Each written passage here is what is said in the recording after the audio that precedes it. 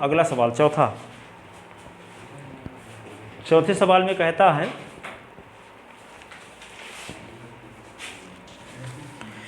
तीसरे स्तंभ के अवयवों के सहखंडों का प्रयोग करके, तीसरे स्तंभ के अवयवों के सहखंडों का प्रयोग करके सारणी का मान निकालिए। तीसरे स्तंभ चौथा सवाल, तीसरे स्तंभ के अवयवों के सहखंडों का प्रयोग करके सारणिक का मान ज्ञात कीजिए। सारणिक का मान ज्ञात कीजिए। सारणिक क्या दी गई है? तीसरे स्तंभ, हाँ, 1x y z, 1x y z, 1 y z x, 1 y z x, 1 z x y, 1 z x y। ठीक है। अब देखो यहाँ पे क्या कहता है, तीसरा स्तंभ ये ना है, देखो ये तीसरा स्तंभ है, ये दूसरा स्तंभ है, ये पहला स्तंभ है, ये पहली पंक्ति है, ये दूसरी पंक्ति है, ये तीसरी पंक्ति। तो तीसरे स्तंभ के सहखंड का नाम क्या है? C13, C23, C33। ठीक है। तो क्या लिखोगे? तीसरे स्तंभ के सहखंड, तीसरे स्तंभ के सहखंड निम्नानुसार है। कौन कौन है? C13,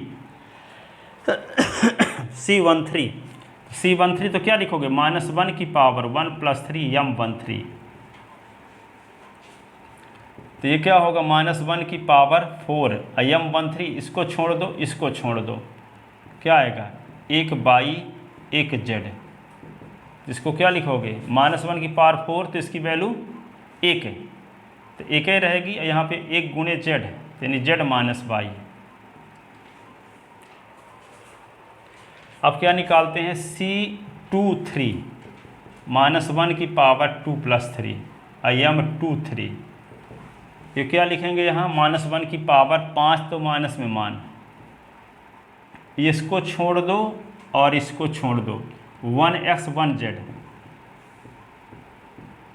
माइनस रहेगा ही, z - x, माइनस का गुणा कर दोगे तो -z + x। तो यहाँ पे x पहले लिख दिया गया था, x - z। अब C33, -1 की पावर 3 + 3 m33। तो क्या हो जाएगा? इसका मान पॉजिटिव ही रहेगा। इसको छोड़ दो, इसको छोड़ दो, क्या बचेगा? 1x 1 y, 1 × y 1 × x, y - x।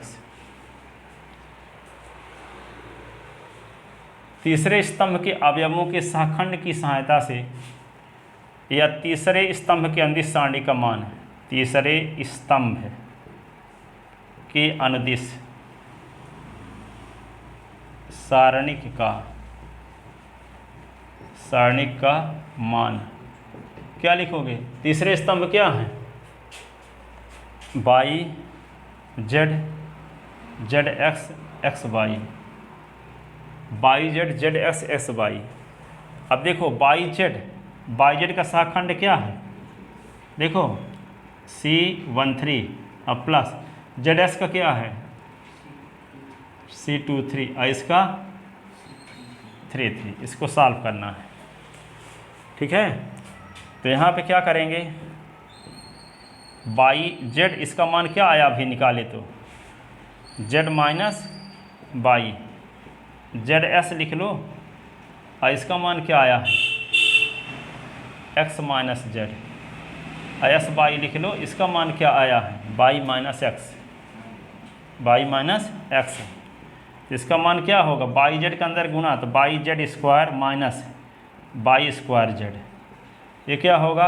x square z minus लिखेंगे x z square, x y square minus x square by, ठीक है। अब कुछ कट रहा क्या, एस स्क्वायर बाई, तो एस स्क्वायर बाई और कहीं है नहीं है,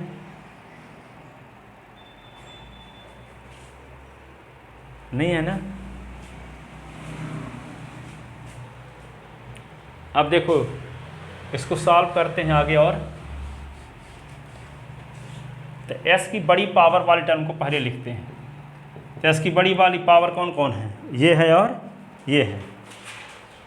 s की पावर को इंक्रीजिंग ऑर्डर में लिखते हैं, डिक्रीजिंग ऑर्डर में।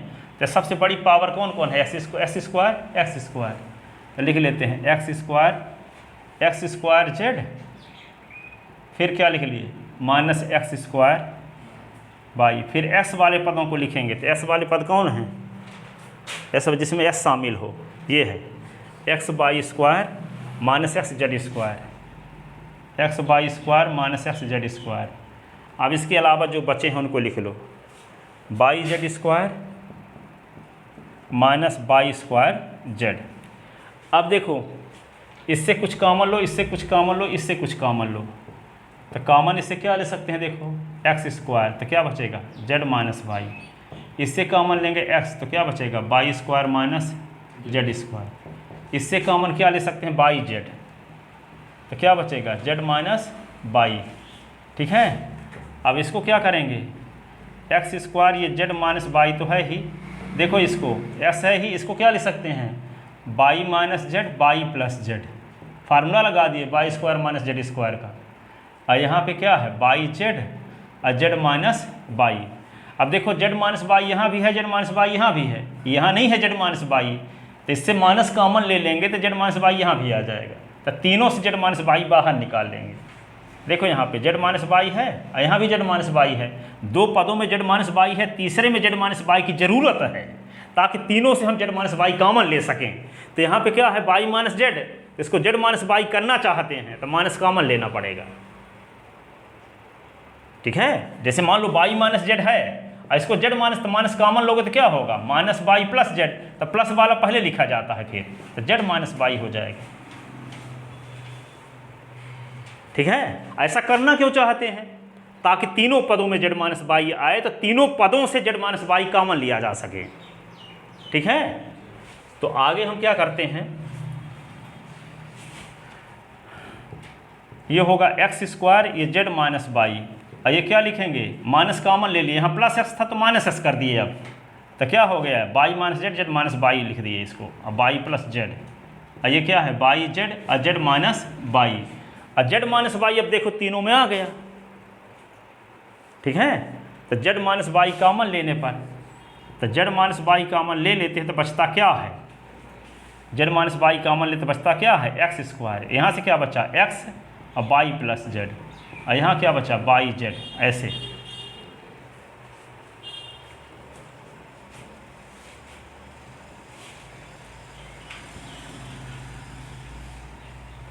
अब क्या करेंगे जेड माइनस बाई, इसका ब्रैकेट खोलते हैं, x square minus x by minus x Z plus by Z, ऐसे। अब हम s के पावर को डिक्रीजिंग ऑर्डर में लिखे थे, अब बाई के पावर को डिक्रीजिंग ऑर्डर में लिखेंगे। अभी हम s के पावर को इंक्रीजिंग ऑर्डर में लिखे थे ना, s की बड़ी पावर, फिर उससे एक पावर, फिर जीरो पावर, s की सबसे बड़ी पावर दो ही ना थी, फिर एक पावर वाले टर्म को लिखा गया, फिर s की पावर जीरो वाले को लिखा गया, इनमें कहीं नहीं है x। फिर अब इसको ब्रैकेट खोलने के बाद क्या करेंगे, यहाँ s के पावर को डिक्रीजिंग ऑर्डर में लिखे थे, अब यहाँ बाई के पावर को डिक्रीजिंग ऑर्डर में लिखेंगे, फिर आगे कुछ बच जाएगा तो जेड के पावर को डिक्रीजिंग ऑर्डर में लिखेंगे। ये फैक्टर करने का प्रोसेस है, ठीक है ना। तो यहाँ पे क्या करेंगे बाई की पावर को डिक्रीजिंग ऑर्डर में लिखते हैं। तो बाई वाले टर्म कौन कौन है, इसमें बाई शामिल है, इसमें बाई शामिल है, तो इन दो में से पहले जो प्लस है उसको पहले लिखेंगे, इसको पहले लिखेंगे, इसको बाद में। तो यहाँ पर क्या लिख देंगे, ये जेड माइनस बाई, और ये क्या आएगा by Z minus x by, और फिर क्या है x square minus x Z, ये हुआ। अब देखो यहाँ पे जेड माइनस बाई इन दोनों से कॉमन ले सकते हैं, कॉमन क्या ले सकते हैं इन दोनों से, बाई, तो बाई कॉमन लेंगे तो क्या बचेगा, जेड माइनस एक्स। इन दोनों से क्या कॉमन ले सकते हैं, एक्स है, तो क्या बचेगा, एक्स माइनस जेड। ठीक है। अब देखो पहले में जेड माइनस बाई बचा है, तो यहाँ भी जेड माइनस क्या, जेड माइनस एस बचा है, तो यहाँ भी जेड माइनस एस चाहिए, तो माइनस कॉमन ले लेंगे तो S minus Z, Z minus S में बदल जाएगा कि नहीं। तो यहाँ पे क्या करें, Z minus by by Z minus x, ये माइनस कॉमन ले लिए तो x minus Z, Z minus S common ले लिए तो क्या होगा, जेड माइनस एक्स।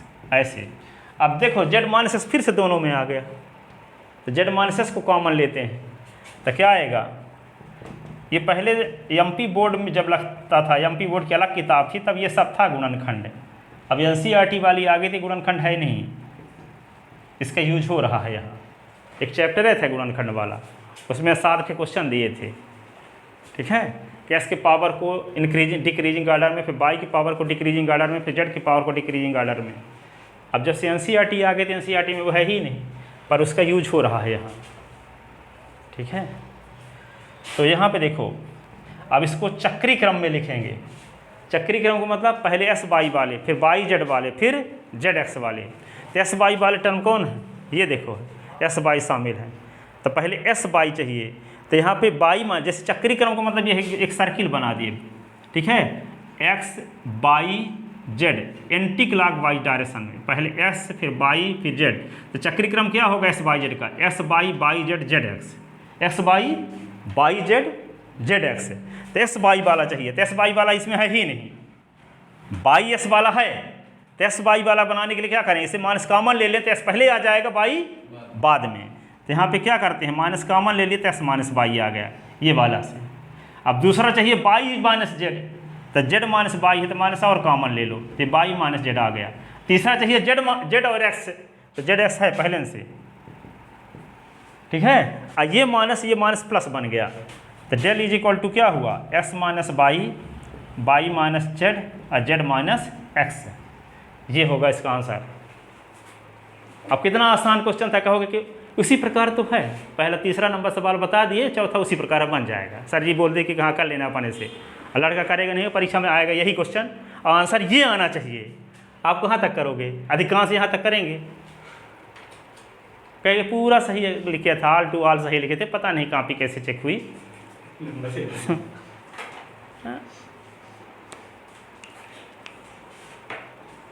हाँ, सरोज जी बताना नहीं चाहते, कहते कर लेना, इसी प्रकार है।